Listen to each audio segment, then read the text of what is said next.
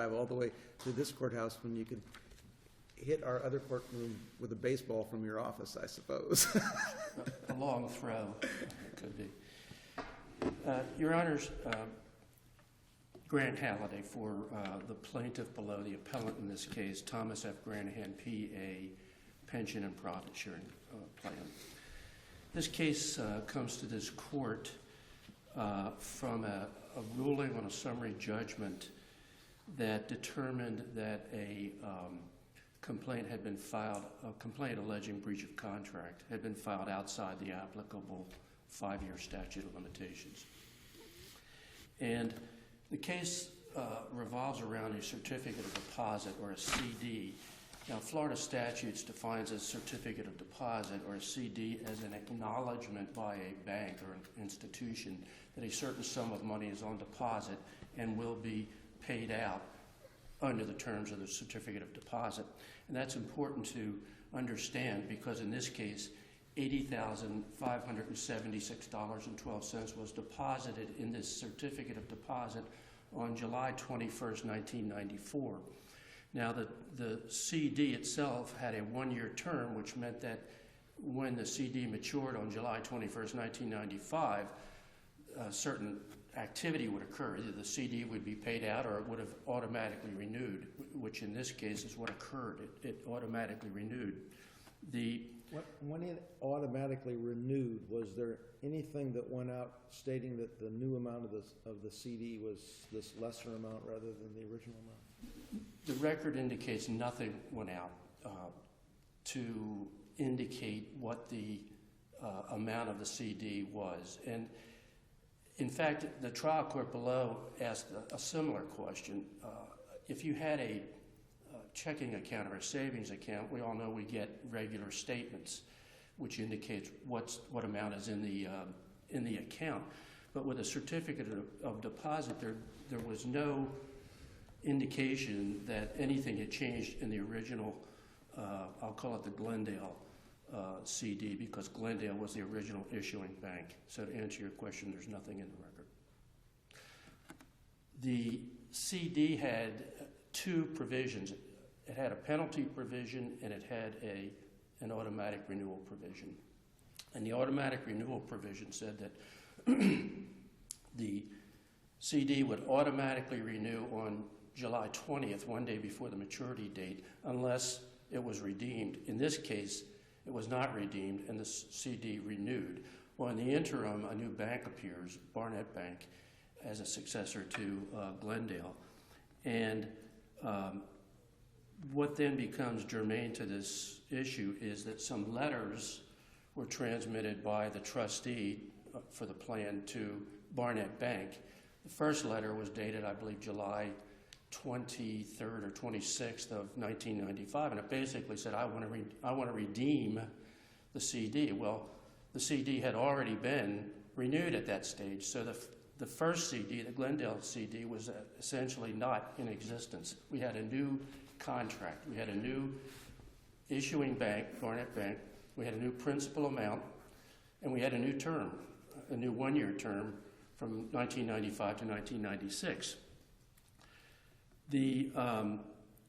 So a second letter then went out, August 7th, 1995, and that letter had a little bit more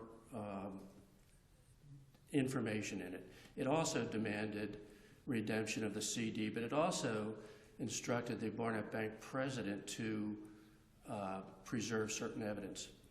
Now, the record does not indicate there was ever any response to these 2 letters, and it also does not indicate that any action was taken on the CD. So the record only says that the second CD continued in existence until another event on June 21st, 1996. A document called a maturity notice was issued by Barnett Bank and presumably sent to the plan. The maturity notice, and that's what it's characterized as, a notice, basically said that if you want to renew this CD, you have to renew it on the following terms. a new term of 1 year from 1995 to 1996, a new interest rate, and there was an indication of a balance amount of approximately $44,000. The maturity notice also had a provision that said if you wish to redeem your CD, you can do that by presenting the original CD to the bank.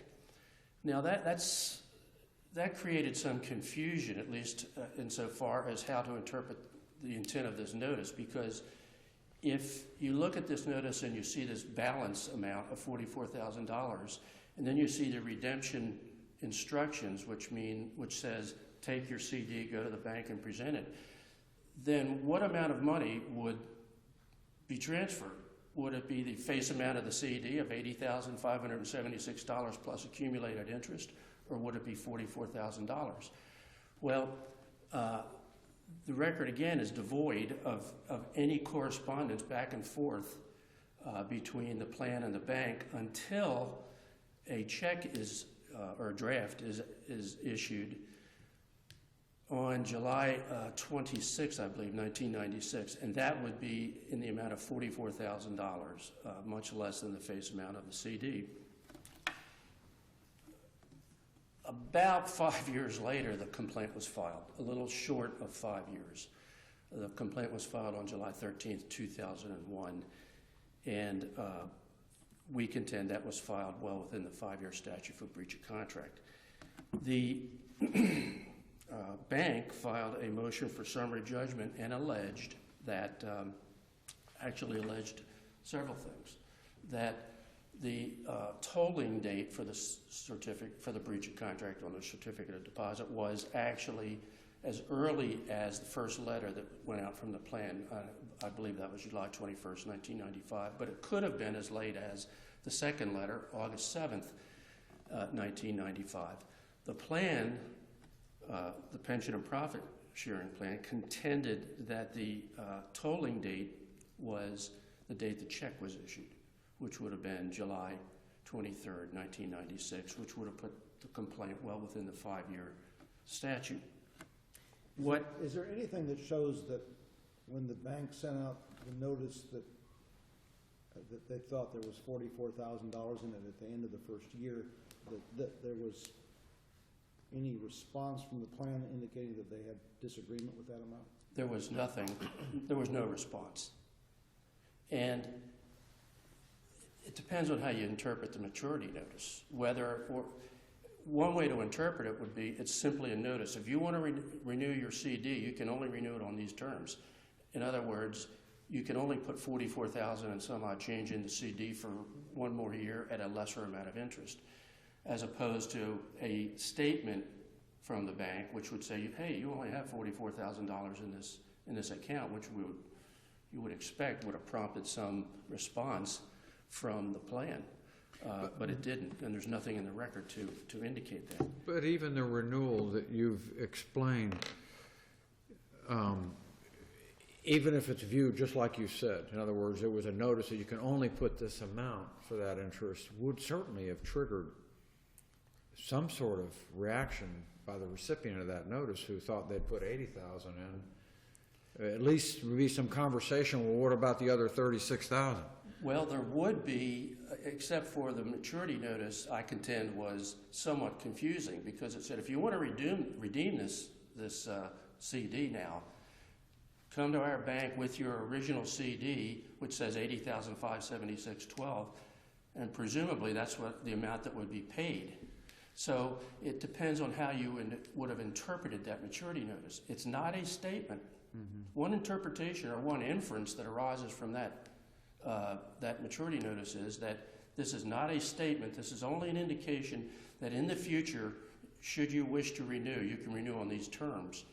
And that brings... So if I could just ask a follow-up question, because at some point, and maybe it's the July 23rd, 1996 date, and I say maybe because I'm not sure, your client became aware that there was this difference between this 80 and this 44.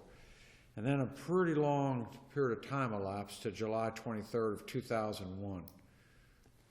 What happened in the middle there? There had had to be a lot of ugly talk going back and forth, I would imagine, but I didn't see any of it in the record I had. I can only speculate. Okay, well, And, I'm not asking you to necessarily do that. It's just it is a long period of time Yes. with nothing happening over an amount of money that I would have been down in somebody's office saying, wait a minute, where's the rest of my money? I'm not the first attorney on the case. I think I'm the third attorney on the case. However, I can tell you, I do know the trustee very well. And as I said, I would only speculate as to the cause for the delay. But of course, we contend that there was a 5-year statute that expired on July 23rd, 2001, and the complaint was filed on July 10th or 13th of 2001. So it was barely within the 5-year statute. But the problem, as we see it in this case, is how the trial court interpreted these facts. And in a summary judgment situation. Now, in a summary judgment situation, all inferences have to be resolved in favor of the non-moving party. And if there's conflicting inferences, you can't have summary judgment. And we contend that's exactly the opposite of what happened in the summary judgment case. We go into this situation, the bank is claiming, well, the statute, or the tolling date, the statute began to run on July 21st when the first letter was sent. The plan contends, no, it was later, July 21st, 1996, when we received the check.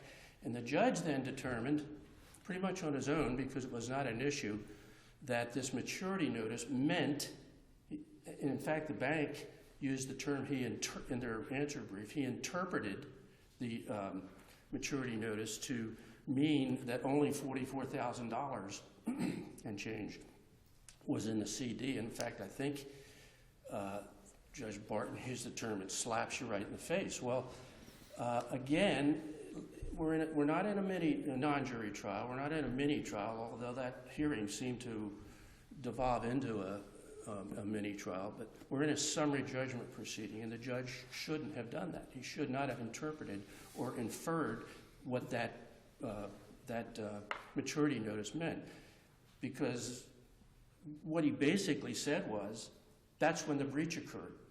That the trial judge, that's when the breach occurred, when that maturity notice went out on June 21st, 1996, and that's when the tolling date started for the 5-year statute. And of course, we know from the cases cited, I think it was the Hawkins case I cited, that determining breach of contract is a jury question, and it's not a question for the court. Now, I understand that the bank is going to take the position that all the judge did was interpret the law in this case. In other words, he looked at this document, this maturity notice, and interpreted what it meant. Well, no one at that stage went to the judge and said, this is confusing, Judge. This maturity notice is ambiguous, or we don't understand the content. That was never an issue before the court, the lower court. In fact, the maturity notice was barely an issue at all. During the hearing, it appeared that the trial court kind of zeroed in on the maturity notice, rejecting both the position of the bank and the plan as to what the tolling date was. And what the trial court essentially did was begin to infer the meaning of that maturity notice. And he inferred that it was a statement of account as opposed to what it really was, which was a notice that if you want to renew, you can renew on these terms, which is a reasonable inference from the reading of the maturity notice. So we have a situation where, and again, there appears to me to be various ways of looking at determining a tolling date. In other words, generally in a breach of contract case, you look at, do you have a complete cause of action? Do you have damages? And that's one way of looking at it. But I think determining the tolling date with regard to the CD was further defined by this Penagos case that was cited really by both sides in their briefings. And Penagos involved a certificate of deposit. It did not involve a renewed certificate of deposit. It was a situation where an amount of money was placed in a CD, the CD matured and a written demand was made. And the court said, well, at that stage, once the written demand is made after maturity of the CD, the statute begins to run. Well, it appeared that the trial court seemed to ignore the Panagos case for various reasons. And he came up with this idea that the tolling date began when the maturity notice slapped the trustee in the face, which again is an interpretation or an inference that I don't think the court is entitled to make in a summary judgment proceeding. But what this leads us to is a case this court decided, and that was the Miles Plastering case, which is a breach of contract case where, again, in a summary judgment setting where the parties could not agree as to the tolling date on a statute of limitations issue. And this court basically said, if you have those facts, you cannot have a summary judgment. You're down to 5 minutes, by the way. I'll cede to the Okay. opposing side.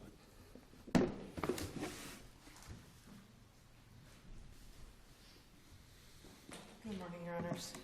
Christy Lawson for Appellate Bank of America. And just as a point of information, brief was submitted by John Hamilton. And due to a terminal illness, I've stepped in and entered an appearance to take his place for oral argument. Your Honors, looking at the record in this case in the briefs, you can take the undisputed facts as the plaintiff alleges them and as stated in the record from the plaintiff's perspective, and there are no disputes as to certain dates that become very important in this case.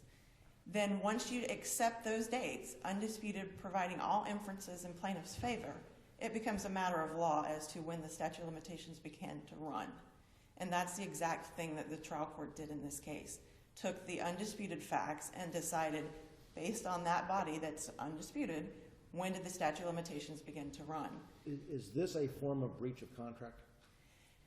I debate that internally, Your Honor. I believe in the plaintiff and the defendant plus the trial court accepted it as such. Because I guess the For the thing that's record. troubling me from your side is that it doesn't seem to me that you had a legal obligation to pay whatever the monetary amount of the CD is back to the purchaser of the CD until some date that's roughly about the same time you send them a check for this disputed amount. And if this is a breach of contract, it would seem to me that that's when the breach takes place, and that's within 5 years of the filing of this lawsuit. Your Honor, the correct legal answer to that, and I believe Appellant's counsel stated it when he first walked up here, he gave you the definition of a CD. The definition of a CD is provided in Florida Law 673.411, which is a negotiable instrument. As a negotiable instrument, its value is what is stated on there. It is a demand note.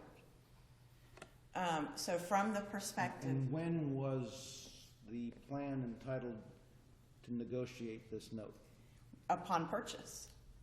So when you are issued the CD, the value of the CD is its value under Florida law and the UCC. Again, I don't want to go too far down that road because it was handled as a breach of contract. So as directly to your point, Judge, a breach of contract, the damages occur at the moment of the breach. So in the trial court's perspective, when was the breach based on... But they weren't mandated to negotiate the CD the first day they bought it. No, Your Honor. It's negotiated from the point of legal negotiation when you purchase the CD. It becomes a set amount of value on the face of that negotiable instrument. It's negotiable, but it's not redeemable. Correct. And then it has to be, and that's why Panagos goes to the issue of demand. When is demand made on the negotiable instrument? Well, it's redeemable with a penalty, isn't it? That I don't know. It wasn't in the Okay. record whether there was a Without- penalty. It's negotiable. It can be transferred to some other person. Correct. But in terms of the legal obligation to return the funds to the holder, that's when the cause of action accrues, isn't it? That's correct. And the legal obligation to return the funds to the holder is upon demand. It's a demand note. So here, and that's exactly what Panagas says, is So it's when demand They is have made. control over the cause of action because they can wait, apparently from that, I guess, years to demand the money. No, and here's why. Because if you are demanding payment for a certain amount, and the demand was made undisputedly in 1995, from the plaintiff's own facts, request for redemption of CD was on July 26, 1995. That's your demand. And on 8/7/1995, plaintiff's own letter submitted in the record, and that's a record cite at volume 3, page 444, he acknowledges the plaintiff in a letter to the bank, the trustee does, that he was disputing the amount of the CD. So it's undisputed that by 8/7/95, we have a dispute. You have a dispute. Do you as to the amount of the does CD. he have a cause of action? Yes, he does. Why? Because he's already made demand on it at that time. Which you refused to honor because it wasn't timely under your contract, right? That we don't know. It's not in the record, Your Honor. Well, Why? you didn't pay the money then. You held it for another year and That's obvious from the record. Right. So there was obviously a breach when payment was Well, not made at demand. Does the CD have some language in it that to get it back, that it automatically rolls over unless you make a timely demand for payment? It automatically rolls for a 1-year renewal. So the issue is still, And so you're saying that what he should have known was that you breached this agreement when you didn't honor that demand a year before he actually got the money. that's exactly right, And Your Honor. that's the breach, not the lesser amount. That's right. Because if you take, and you take it out of that context, Well, do we have the CD, the language of this agreement in the record so we can figure out whether you were obligated, I say you, whoever the bank was at that moment in time, to pay the money and that they refused to honor that letter improperly? we do, Your Honor. The original CD is in the record. It is attached to the appendix as Appendix A, I believe, from plaintiff's brief. And then the renewal CD, the one that has been referred to as the Barnett Bank, is at Appendix K, I believe. Let me confirm. Are they actually two physically different CDs in terms of? Yes, Your Honor. It has the same account number on them if you physically lay them there, but two different pieces of paper, two different amounts. I'm assuming Barnett bought the assets of Glendale or whatever. That's correct, and that is in the record, that Glendale became some other entity, which became Barnett, and Barnett became Bank of America Yeah, we're dealing with Bank of America now. That's right. Yeah. as a successor in interest. So based on I want to take you back, judges, to the, like I said, the undisputed facts, and then you apply the law. The undisputed facts is you had a CD, that there was a maturity, the original maturity was in July of 95. There was a requested demand for payment in July of 95. In August 7th of 95, there's a letter, and that's in the record, volume 3, 418 to 419, from the trustee to the bank, acknowledging the dispute, saying we're disputing the amount. And then, a year later, the bank sent a maturity notice on June 21st, 1996, stating that the principal balance was $44,000. So what the trial court did is saying all inferences in favor of the plaintiff. I'm saying that I being trial court, by at least June of 1996, you knew you had a problem when you receive a maturity notice with the $44,000 on it. I got that part, but frankly, until this oral argument, I didn't understand that the judge had decided that the bank breached by not actually paying the money when the problem was known, that they were supposed to cut the check then and not a year later. And that's in the order, Your Honor. The court actually cites to Panagas in his order as a C also. Get you an exact cite to it.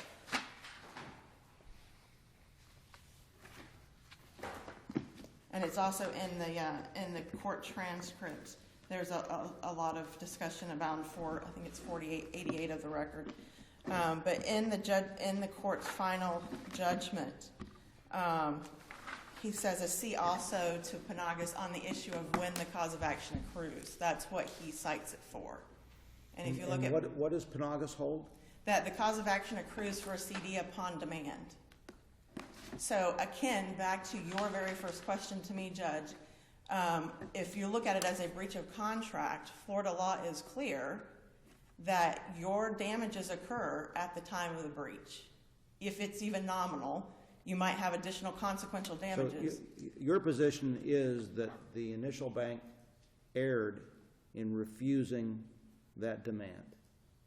Correct. That under the language of the CD, it was undisputed, they were supposed to cough up the money and they didn't? Correct. At the very least, there is no dispute in the record that there was a dispute by that date as to the amount. On the day the CD was open, I mean, what bothers me about this case is I still can't figure out what really happened here, okay? I don't think any of us know, Maybe Judge. no one knows, or maybe I'm asking a question that's not even relevant, but my curiosity's killing me. The day the CD was opened, was there did the depositor think he was depositing $80,000 and the bank took a position that no, only $44,000, it was written up at 44? That I can answer for you. The record shows that the original Glendale is for $80,000. Okay. Then somewhere in that span of time to the renewals in the 1990s, it becomes $44,000. So, and we just don't know the cause of that. We just don't know. We don't know. It could have been a subsequent withdrawal by the depositor. It could be a penalty by the bank against the amount for reasons that we don't know. We just don't know. And that's right. And Okay. that's part of the issue with the statute of limitations in this case, Judge, which is why it's fair, absolutely fair to apply it in this case. Because the reason why that helps me, at least, is at the time that CD was opened, we don't know whether or not there was a depositor who thought he was plunking down 80,000, but it mistakenly got written up as 44. We just don't have that information. Well, so in other words, there was no dispute then. There's no dispute. We Okay. both know the bank I'll make sure I'm reflects that clear on that. 80,000 was deposited. Okay. And I just want to make clear, because I'm going to have to go back, I guess, and look at the language of that initial CD, but there's no language in that CD that says if you don't make a request for the money by a certain date that it automatically rolls over. There is an automatic rollover for a year, Judge. And is the request not to have it automatically roll over? Is there a time frame on that? I know in the record on the Barnett Bank one from 96, you have 7 days. So on that second one, the second demand, which is what the judge, The relevant one's the 95. 5-1, that we just don't know. You don't have a copy of it, Of that CD? I don't have a copy of when the maturity notice for that one as to when it matured versus demand.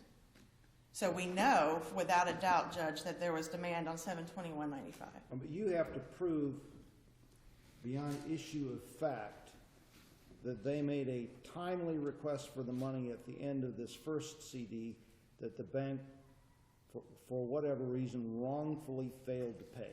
That's what you have to prove to get this summary judgment, right? No, I disagree. We just have to prove that they made demand and then payment wasn't received. Well, but if they made a demand that was improper under the language of the contract, it's not a demand. It's just a stray letter, isn't it? But if you look at the first demand of 7/21/95, I see what you're saying now, Judge. That demand relates to the 95 renewal, not the 96 renewal. Right. And so at that time, you're asking for what the CD said in 95. Maybe I'm losing track of years. Is it the 96 renewal that causes the statute of limitations to run, or the 95 renewal? The bank believes it's the 95. 5 renewal. The court held that it was the maturity notice, because by the time of the 96 notice, and the The court... maturity notice that came out just 3 months before it was paid. Right. Correct. So the fine line there. Right. And so from the trial court's perspective, and I think legally they got it right, if you're looking at a breach of contract, the damage occurs upon the breach. When did the breach occur? Or if you're saying you had an $80,000 CD that became $44,000, then the breach occurred when it changed from 80 to 44. Plaintiff didn't file suit, and now I'm completely following your questions, Judge. Plaintiff didn't file suit on our failure to pay at demand. They are filing suit on the fact that we paid the wrong amount upon demand. And that was in June of 96? Or before, because But certainly no, for the trial court's view, certainly no later than sometime in June of 96. That's absolutely right, Judge. Because the first time that the purchaser of the CD knows there's a real dispute about the amount is when they get a check or a transfer from the bank that's the lesser amount of money. I I mean, disagree. before that, it's just, we've got a dispute, but we don't have a legal, we have a disagreement, but we don't have something to sue on. I disagree with that. You have been damaged the moment the bank changes that CD from 80,000 to 44,000. That CD on its face was 44,000. How are you damaged? Because when you go to redeem a 44,000 That's gonna be CD, later on. How are you damaged when you find that it's 44,000 if you're not gonna redeem it for a year or two? that goes back to the definition of the negotiable instrument. As a CD, it's payable on its face for the amount of the instrument. So if on its face it says 44,000, But I thought that That's all it's on payable. its face, the 95 one said 80,000. no, the 95 one we know says 44 undisputedly. That's the renewed one. There's several, we're using the By term, 8/7. correct. August By 8/7 95. is the dispute letter that says in July of that same year, you're telling me you're renewing for 44,000. So take it out of the context of CD. If I hand you a check for 44,000 and you say I owed you 80, you know you've been damaged. I'm now telling you I'm only honoring this piece of paper that has value in and of itself as a matter of law for 44,000. So is the 95, I'll just call it agreement, Okay. a continuation of the 94 agreement, or is this as if the 94 was actually negotiated and turned into the 95? Not negotiated, but was cashed out and put into the 95. That's what we don't know in this record. All we know, because the bank didn't receive suit until 2003, so all the records are gone. I'm losing track of my years here, but when that earlier notice came out, it seems to me that unless there was something that actually concretely changed the CD into a $44,000 CD from a larger number, that we would still be in a wait-and-see mode as to who decided to pay what at the end. We know there is, Judge, because of that 95 renewal, which is confirmed in the record by the trustee's objection to the amount of the renewal that's put in writing and is in the record. So we know by 95 that plaintiff, the trustee, is objecting to the amount of the CD, and that therefore the CD is less than what the trustee is claiming it should be for. That happened. Therefore, if your breach is based on the amount of that CD, your breach was at the time that your amount changed. So from giving all inferences in plaintiff's favor, the latest that could possibly have been was June of 96, when you received a maturity notice that clearly states it right there that principal balance is $44,000. Again, keeping in mind you've already lost value because that piece of paper is now only worth $44,000. You don't have to cash it for it to have value. Under Florida law, the piece of paper itself has the value of $44,000 because it is a CD. And I think that's what distinguishes this case from a lot of others where you're saying, Judge, you would have to wait to cash it. No, because that piece of paper, Florida law says, has value itself. It has value for the amount stated on the CD. So this CD didn't really roll over. There was a reissue, apparently. That's all we know from the record. I believe that's a more accurate statement, Judge. Okay. So the undisputed facts being plaintiff admits that by 95 he's making a demand, which Penagos tells us is when you start the statute of limitations for a CD. And we know by even the most favorable inferences that by at least June of 96, plaintiff knows it's for only $44,000. In fact, has already raised that dispute with the bank a year earlier. But yet waits until 2001 to file suit. Bank of America is served in 2003, and by the time the bank is served in 2003, records from 8 years earlier, all the way back to the original Glendale of 20 years earlier, are gone, which Bank of America believes is the exact reason for this type of statute of limitations. You can't sit on your rights and then dispute your negotiable instrument based on records that you sat there and allowed to be destroyed over the years. But either way, we believe that those facts, and based on the fact that this was a CD, the values on it, plaintiff admits in the record when he knew that he had lost value on it. Thank you for your time, Clark. Mr. Halliday?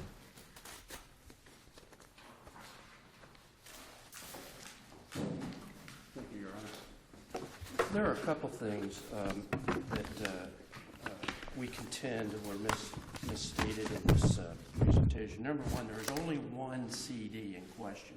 There's not two separate CDs, and that certificate of deposit is attached as Exhibit A to the appendix. And what apparently occurred was when it's issued by Glendale Federal Bank, and it has an account number. When Barnett took this liability, the CD over, they put their own account number on it. But the CD, the actual physical piece of paper, remained the same. Now that CD then was renewed. It started in July of '94, one-year term. It was renewed July 20th, one day before maturity, 1995, for a term of 1 year. Actual damages in this case were not incurred by the plan until this check went out from Barnett to the plan. I don't remember. Is there something I can tell from looking in the record that it was renewed as compared to replaced with a new contract? Well, the only thing you can look at is the automatic renewal provision, which is paragraph 4 of the CD. Of the CD itself? Yes. Okay. And there's nothing in the record, no documents, no written evidence, no testamentary evidence about the So there's not a second document that has Barnett's name on it that has different terms and conditions or the like? not that I've seen, Okay. and it's not in the record. It's only this automatic renewal on the same terms. Now, the document, it says, the CD says $80,576 is on deposit. It's renewed at that amount plus the accrued interest.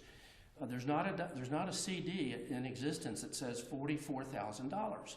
That figure only comes in this maturity notice, which went out on June 21st, 1996, and it's only a notice. It says right on the front, notice. I got here today and they got here today because they got a notice from this court saying show up at 9:30 and argue your case.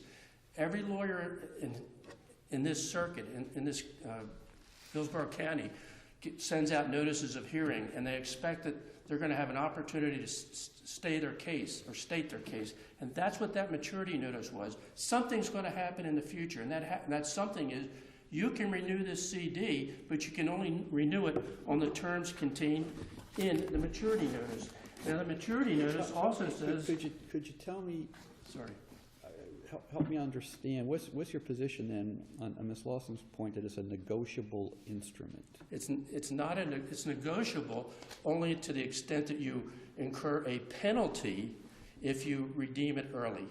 Now, as far as negotiability, I don't think that there's anything in the record that said that the trustee went to the Glendale Federal and said, I'm giving you $80,000 and I want a better interest rate.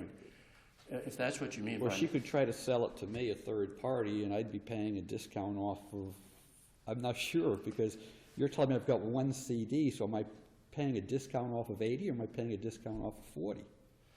Frankly, I don't understand your question in the context of negotiability. I don't see where, when the term negotiable instrument is used, it also has to be used in connection with Florida Statute 673.1041, which says the CD is an acknowledgement by a bank or institution that a certain amount of money was deposited. And in this case, it's $80,000, $85,762 to be exact, that was renewed with accrued interest. The plan did not suffer damages until this check or draft was sent out on July 23rd, 1996. 5 years later, July 23rd, 2001, if any action was taken after that date, we agree that would have been untimely. The complaint was filed about 10 days before. I think it was the 13th or the 10th. I'm not, for some reason, there's so many dates I forgot. But it was filed barely within the 5-year statute. We contend that what the trial court did was effectively, I hate to say this, stack inferences to arrive at the conclusion that the maturity notice meant that there was only $44,000, there, and there are disputed facts as to the tolling date. The bank contends one date, the plan contends another date, and the trial court came up with this maturity notice. We feel, based upon, which was June 21st, 1996, we feel based upon the facts that are in the record, the summary judgment should not have been entered, and this court should send this back to the circuit court. Thank you. I've got one more question that may require a response to you. Because the negotiability and what we mean by negotiability, is it the bank's position that this is negotiable in the sense that a bearer can come in, give it to the bank and say, pay me on this CD? That's correct. But Negotiability under the law. So the physical document is a bearer note. Whoever has it can get paid on it. That's what we know from the definition of Florida law. 673-411, I think it's subsection 10 is your definition of a CD as a negotiable instrument. And therefore, the bank would have to pay the face amount of the note to the bearer. That's correct. And there's a note someplace that says $44,000. I don't know from the record. It Okay. is completely devoid in the record from the point of time of the 80 to how there's a dispute that the bank has now said in 95, we're only paying you $44,000. Okay.